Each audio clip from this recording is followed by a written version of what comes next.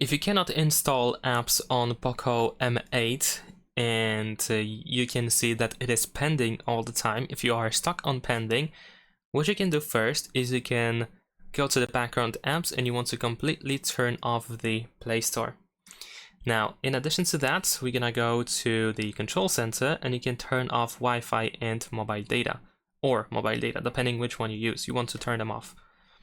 After that, you can open settings, scroll down and open additional settings. Then we're gonna go to date and time, and you want to make sure that time is set to automatic as well as the time zone.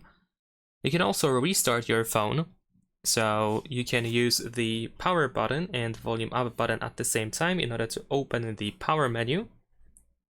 There we go, and of course we need to slide down to reboot or restart the phone. And once you are done with that, we can go to the control center again, of course, and turn on Wi-Fi and or mobile data, whichever you want to use. Go back to the Play Store and you should be able to install apps again. Subscribe to my channel.